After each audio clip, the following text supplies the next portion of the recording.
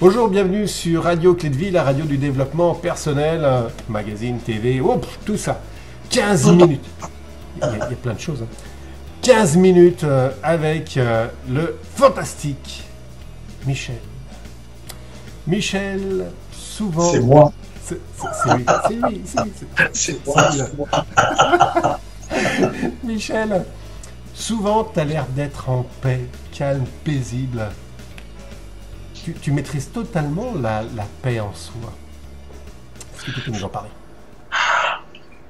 C'est quelque chose qui me tient vraiment beaucoup à cœur, et le jour où j'ai compris que cette paix intérieure avait des conséquences sur le déroulement de ma vie, j'ai beaucoup travaillé, j'ai beaucoup compris. Alors, la paix totale n'existe pas, d'accord?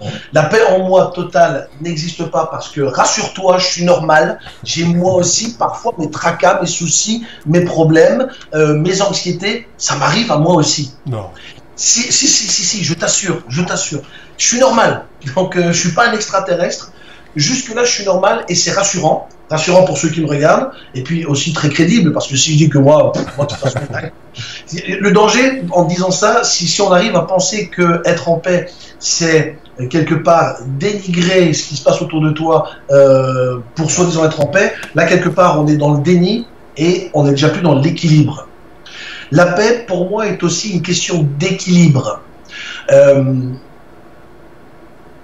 La paix, quand on utilise le mot paix, en général, quand je vous dis, vous, chers auditeurs, le mot paix, la première chose en général à laquelle on pense, c'est à la paix à l'extérieur, celle qui est derrière toi, celle qui nous environne. On parle de la paix dans le monde, dans un monde où, quand on allume la télévision, quand on regarde les actualités, il y a la guerre partout, les gens se disputent tout le temps, il y a des conflits à tout va, et c'est vrai que la paix est quelque part un idéal presque utopique. Et ce que j'ai envie de dire, c'est avant de parler de la paix dans le monde, il est vraiment, mais vraiment urgent de parler de la paix avec soi-même. En général, les gens qui ont des problèmes avec les autres, les gens qui sont la cause de conflits envers d'autres, sont des gens qui sont en conflit avec eux-mêmes, et ils sont tellement en colère avec eux-mêmes qu'ils réagissent, qu'ils externalisent cette colère ou cette frustration sur d'autres. Ils projettent, ils font une projection de leur état de guerre interne sur d'autres. C'est la faute aux autres, c'est souvent ça, hein. C'est pas ma faute, c'est pas ma faute, c'est pas ma faute, et c'est toujours pas ma faute. Alors s'il est vrai que dans certaines situations, nous subissons des événements de vie, je veux dire, parfois dans notre jeunesse, on a subi des choses, elles ne sont pas notre faute, on n'est pas responsable des maltraitances que des parents ont pu nous faire, donc c'est vrai, c'est pas notre faute. On n'est pas responsable d'une agression qu'on a pu subir dans une rue, c'est vrai, c'est pas notre faute. Je suis pas responsable d'un accident que quelqu'un ait pu causer, c'est pas ma faute, c'est vrai. C'est vrai qu'on n'est pas responsable de tout ce qui nous arrive. C'est une réalité. En revanche, développer une paix intérieure, c'est arriver à donner un sens constructif, positif à ce qui nous arrive et de se dire, ok, c'est d'avoir conscience, encore une fois, le mot-clé, c'est la pleine conscience, qu'il y a des choses dans notre vie que nous ne pourrons jamais changer. Aussi dramatiques soient les choses. Je peux parler de choses comme de l'inceste, du viol, des meurtres. En général, si c'est un meurtre sur soi, on ne peut pas en parler beaucoup, mais sur quelqu'un qu'on aime, par exemple, il y a des choses qui sont irréversibles dans la vie. C'est une réalité. Et ces choses irréversibles le resteront tant qu'on alimente ce côté irréversible de ce qu'on a subi. En revanche, notre vie va changer à partir du moment où on peut rendre réversible la perception que l'on a de ce qui nous est arrivé et arriver à se dire en quoi cette chose abominable qui m'est arrivée a fait la personne que je suis aujourd'hui. En quoi ça a construit ma sensibilité peut-être, ma façon d'être bienveillant avec les autres, ma façon de vouloir aider les autres qui sont en soi des qualités extraordinaires. En général, c'est dans d'atroces souffrances que l'on apprend à aller chercher le meilleur d'entre nous. En général, c'est bien en général. Alors cette paix c'est quoi? C'est arriver en pleine conscience à te dire que tu ne peux pas tout maîtriser, mais que toi, tu es le maître de ce que tu vas en faire, de l'interprétation que tu vas en faire, de l'action que tu vas en donner. La paix, c'est juste un concept en fait. C'est juste un concept.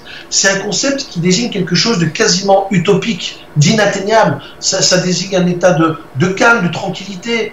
Être en paix, c'est ne jamais avoir de souffrance, c'est ne jamais être troublé, c'est ne jamais être en conflit. Mais ça n'existe pas. Ça n'existe pas. Donc, quand je dis aux autres, je suis heureux parce que je suis en paix avec ce que je suis, et pas avec ce que j'ai, avec ce que je suis, ça sous-entend que j'ai fait tout un travail sur moi. C'est d'où je viens, qu'est-ce que je suis, qu'est-ce que j'ai de meilleur en moi, qu'est-ce que je peux offrir de meilleur à ce monde. Je sais que je ne suis pas parfait, je sais que j'ai encore beaucoup de choses à améliorer, je sais que j'ai beaucoup de manquements, je le sais. Je sais que je vais encore faire beaucoup d'erreurs. Je sais que j'ai fait des choix dans ma vie passée qui ont peut-être encore des répercussions dans ma vie aujourd'hui. Je le sais, je l'accepte, j'accepte mon imperfection, j'accepte aussi mon désir de vouloir progresser, mon désir de vouloir être meilleur. Et ça, c'est une paix intérieure qui n'a pas de prix.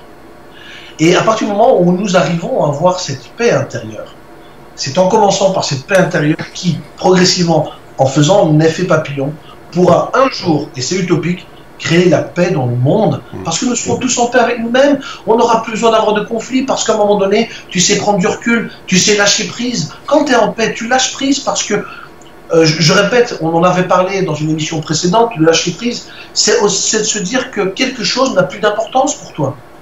C'est pas que c'est pas important, mais c'est que pour toi, tu décides de ne plus être affecté par cela. Ça n'a plus d'importance pour toi. Et à partir du moment où tu développes cette capacité qui n'est pas de l'indifférence, attention. Oui, justement, c'est ce que je voulais dire. L'indifférence. Parce qu'à partir du moment où on est indifférent, on devient insensible. Et quand on est insensible, on devient inhumain. Et on est reparti dans un autre cercle vicieux. Le curseur, la vérité est là quelque part juste au milieu. Ce n'est pas être indifférent.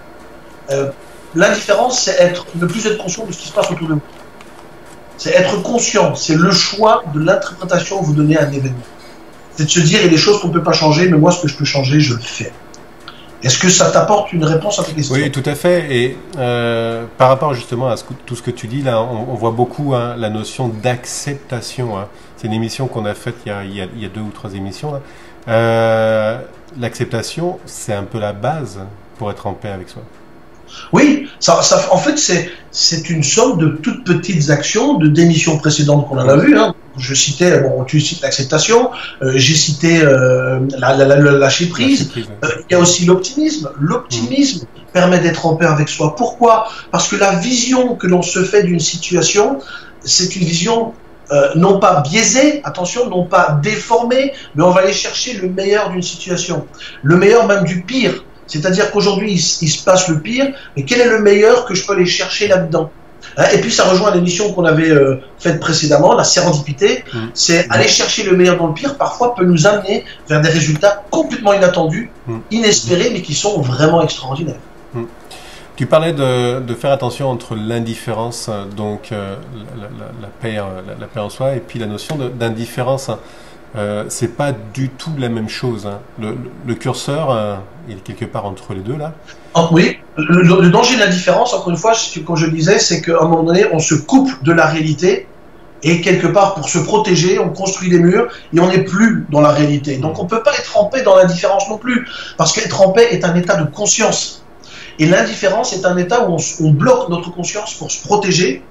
C'est une forme de paix éphémère, mais qui ne sera jamais une paix intérieure, parce que la paix intérieure, c'est arriver à trouver sa place au milieu d'un monde cruel. C'est ça, être en paix. L'indifférence, c'est s'isoler de tout. Il y a des gens qui jettent leur télé, qui n'écoutent pas les news, qui ne regardent pas les nouvelles, et qui se déconnectent complètement du monde. Il y en a pour tout le monde. Je ne veux pas juger si c'est bon ou pas bon. Moi, c'est pas ma tasse de thé, parce que moi, je veux vivre en pleine conscience dans le monde dans lequel nous vivons. Je veux être conscient des choix que je fais. Je veux être conscient de pour qui je choisis quand je vais faire un vote, une élection. Et si je m'isole de tout ça, je ne vis plus en pleine conscience dans le monde dans lequel nous vivons. Et je m'isole. Je m'isole. On ne peut pas être en paix pour moi. Non, et puis au final, tu es complètement en déni avec toute la réalité de ce qui t'entoure. C'est ce que je pense. Et encore une fois, quand on est maître soi-même de sa vie, ce qu'on fait, on peut avoir la télévision et on peut toujours avoir cette télécommande et de se dire je change de chaîne ou je regarde autre chose. Et c'est pas le fait de ne pas avoir la télévision qui va vous protéger de ce monde. Si demain une bombe atomique explose sur ta tête et qu'on fait une évacuation et que tu te coupes de toutes les informations, eh bien tu vas mourir parce que tu n'étais pas au courant. Ouais. Voilà. Et c'est très con. Du coup, j'ai oublié ce que je voulais dire. Oui, on est maître de soi. Ça aussi, on est responsable. Tu parlais tout à l'heure, agression, inceste et ces choses comme ça. Donc ça, c'est des choses que tu subis et tu choisis pas forcément. Enfin, tu choisis pas forcément. Le mot est correct. Tu choisis pas du tout. Tu choisis pas du tout. Mais par contre, ce que tu choisis, c'est comment tu vas réagir a posteriori par rapport à un événement. Ça, c'est quelque part une sacrée clé, hein, de prendre en fait son pouvoir. Hein. Ça revient en fait à vivre ta vie. Oui, et tu m'emmènes moi sur un sentier qui est très intéressant et dont on pourra encore parler dans l'avenir, c'est le pardon. Oh oui, à partir du moment où tu es en paix avec toi, tu arrives à te faire à toi un cadeau, c'est pardonner. Et pour moi, le pardon, c'est pas un cadeau que tu fais à l'autre. C'est un cadeau que tu fais à toi. Parce que tu dis c'est bon, ça n'a plus d'importance pour moi, j'ai géré, j'ai traité, t'es peut-être un salopard ou tu es peut-être une imbécile, mais moi je l'ai géré, moi j'ai donné un sens à ce qui m'est arrivé, je l'ai positionné dans ma vie, je suis en paix avec cela, je te pardonne. Et le pardon, on pourra en reparler, c'est vraiment, quand on y réfléchit, se faire un cadeau à soi-même. Ce qui est l'inverse de la rancœur, bien entendu. Et ça m'amène aussi sur un autre élément qui nous permet de comprendre en quoi la paix en soi peut être nourrie, en tout cas avec quoi, c'est avec l'amour. Et ça, on n'en parle pas assez. C'est l'amour. L'amour des autres, accepter que les autres sont imparfaits autant que nous le sommes, mais c'est aussi l'amour de soi, c'est l'amour de la vie, l'amour de la découverte, l'amour de l'émerveillement, la passion. Le mot amour est également central dans cette paix intérieure que l'on peut avoir. Pourquoi je suis en paix avec moi-même? C'est parce que je suis en paix aussi avec le monde dans lequel je me trouve. C'est parce que je suis en paix aussi avec les merveilleuses choses qui se passent autour de moi. Il n'y a pas que des horribles choses dans notre vie. Là, on fait des choses merveilleuses ensemble. On parle de bonheur, de bien-être. C'est merveilleux. Et en même temps, pendant que nous, on enregistre ça, il y a des gens qui s'entretuent. Donc, il y a les deux dans ce monde. Mais sans vouloir nier l'un et l'autre, je choisis cette voie-là. Je choisis l'amour.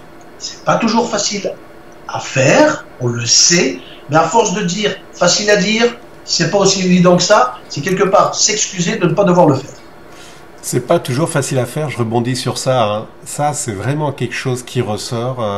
C'est pas facile à faire, ou alors toi tu peux pas comprendre, tu vis pas ce que... Voilà. Alors moi c'est un truc qui me tue presque. Oui, hein. C'est sous-entendu, toi t'as jamais de problème, de toute façon toi t'as une vie, c'est génial, tu peux pas comprendre, toi t'as une vie géniale. Oui, attendez, sauf que viens dans ma vie, viens, avant d'avoir cette vie géniale, je suis passé par des phases de vie absolument abominables que j'ai dû surmonter pour pouvoir parler de la paix en soi, comme je peux le parler aujourd'hui librement. Je ne suis pas né comme ça, j'ai dû y travailler. Donc quand on dit c'est facile pour toi ou c'est facile, tu connais pas ma vie, eh bien j'ai juste envie de répondre avec une statistique, une étude qui a été menée au début des années 2000 par le professeur Richard Wiseman à Londres. Il a voulu savoir pourquoi certaines personnes avaient plus de chance et étaient plus optimistes que d'autres. Il a fait une étude socio-psychologique, on pourra parler peut-être une autre fois si tu en veux, mais je vais pas, parce qu'on arrive à la fin du temps là je pense. Il s'avère que toutes les personnes qui ont été interviewées, les centaines de personnes qui ont été interviewées pour cette étude socio-psychologique, donc ces gens-là ont dû raconter leur vie. Ensuite, on leur a demandé de positionner les événements, chaque événement de vie qu'ils se souvenaient, les positionner sur une ligne de temps, si c'était plutôt positif ou plutôt négatif ou plutôt neutre. Et il s'avère que, à hauteur de 87%, c'est-à-dire quasiment tous, nous vivons tous des événements de vie similaires. Et la différence qu'il fait entre les gens qui sont heureux ou malheureux, ou optimistes et pessimistes, c'est la vision qu'ils se font de l'événement qu'ils ont vécu. Elle est là la différence. Donc, pour vous rassurer, quand on dit aux autres, tu connais pas ma vie, si ça se trouve, je la connais parce que j'ai vécu quelque chose de similaire. Et encore une fois, à près de 90%, nous vivons, toi et moi, et tous ceux qui nous écoutent, des événements de vie similaires. Nous vivons tous des drames dans nos vies. On a tous affaire à la mort, à la naissance, au mariage, au divorce, même au bonheur et aux joies. c'est ce que vous en faites qui fera que vous êtes plutôt heureux, en paix ou pas. Merci Michel, on va rester sur ça, on va terminer sur ça. Michel, merci beaucoup à tous. Soyez en paix avec vous. Ça commence par des petits pas et puis vous avez tout plein de clés qui ont été dites par Michel. Michel, à la semaine prochaine. Bye bye. Au revoir à tous. Merci.